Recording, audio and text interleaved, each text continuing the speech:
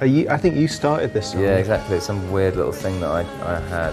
And I think we're just looking for B-sides. We didn't. I think what we'd done, we were slightly pissed off that we'd wasted To the Birds and My Insatiable on as B-sides, and I think we were looking for something that weren't like potential real things that we were going to get pissed off about having lost them. And I had this little weird thing on the guitar, and Bernard sort of took it somewhere else. And I think the same sort of thing with He's Dead. I had this sort of thing with a couple of odd chords, and you brought that guitar part to it and completely changed it. And He's Dead actually became, I think, a really special song. Actually, quite sort of defining song. Funnily enough, it became a really great live song from being this kind of like shabby little odd thing that I kind of came up with. But yeah, those two are a bit of an anomaly. Actually, I was saying the other day they're the only two in the whole this canon that sort of didn't come about. And I think in that sort of with that formula, the way we were writing at the time. Yeah, that's true. But He's Dead, what we had before, because it had like the indie dance beat. Oh, we did. Yeah, we did. No, It was baggy. Oh, you're right. Yeah. Because I used to sing with that megaphone, didn't I? Was that? So, did you used to have that guitar?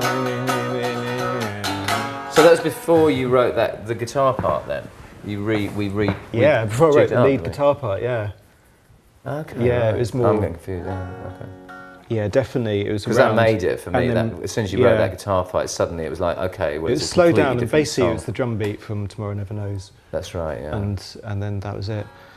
But that single, when I look at that, they're actually really good songs, and that was a really good time.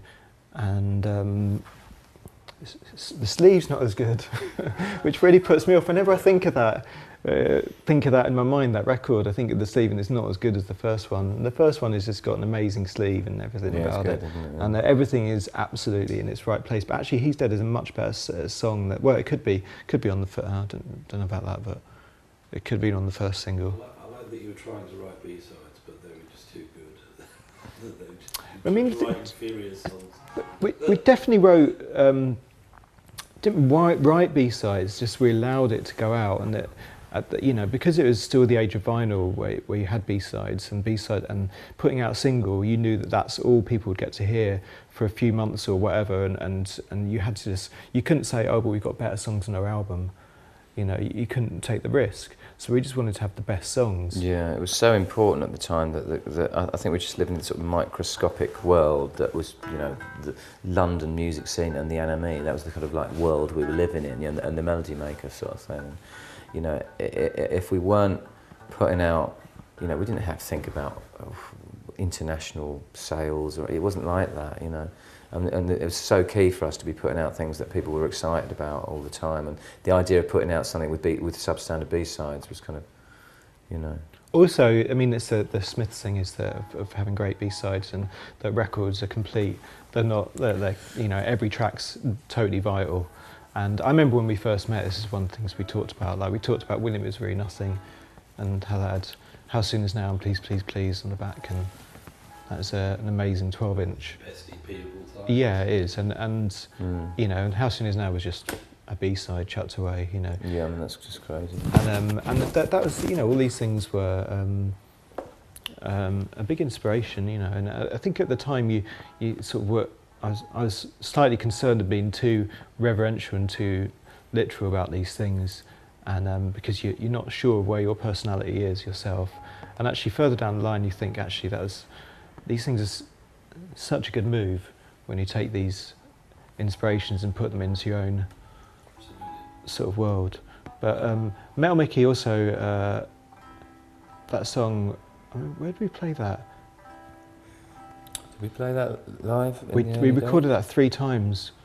Oh, we re-recorded it? Yeah, I remember we recorded it 3 times. We recorded it at Protocol, and then we re-recorded it because it was rubbish. Yeah. It was kind of really soft, and it was something like Status Quo or something. We kind of it was like lots of overdub guitars, but it should have been primal. Yeah. To reuse the word. Yeah, I remember we recorded it at the end at Maison Rouge. Oh yeah, that's right, we recorded it. And we went on a tour around that time, which is the best thing, well, I did with the band anyway, which is we went to Scotland, I remember, and like in a minibus, and it was the best gigs. It was just amazing. Yeah, they were great. Everything was absolutely perfect. That was the best time.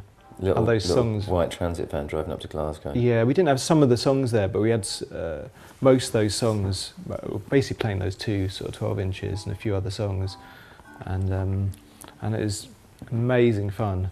That was before Animal Night. We wrote Animal Nitrate. Yeah, like in October, November, or whatever that year. We would have had things like Moving and Animal Lover. Yeah, and stuff like and that. Pantomime Horse. Pantomime Horse. Yeah. And yeah, any band that's the moment when it's just, you can't take that away really. It's never as good in any way. I don't know. Yeah. For anybody, it's just there's nothing you can beat about that. It's like sort of meeting someone for the first time or something like that. It's that kind of thing. Yeah. That kind of moment of sort of falling in love for the first time. You can never get that back in a way. I remember playing the place in Edinburgh, and people were literally at my eyeball to eyeball like that, and some pedals down there behind somebody, and it's just brilliant fun. Just the best fun in the world. Just loud and really funny. Do you remember we played at that place called the Rumble Club in Tunbridge Wells? Oh, and yeah. there wasn't a stage. Yeah. So we were literally, the only thing that separated the crowd from the audience was a sort of like was it like a little rope or something like that? Or something? It was really odd, so it being exactly the same level as the crowd. Yeah, I remember playing Moles. Metal Mickey there. Bath Moles I remember playing like that. Yeah. It's like that. But this was sort of like before Hysteria, actually. It was when it was sort of bubbling up, but it was before it went really, really mad. It's quite weird to know that anybody had heard of us, let alone people in Edinburgh or something like that had heard us.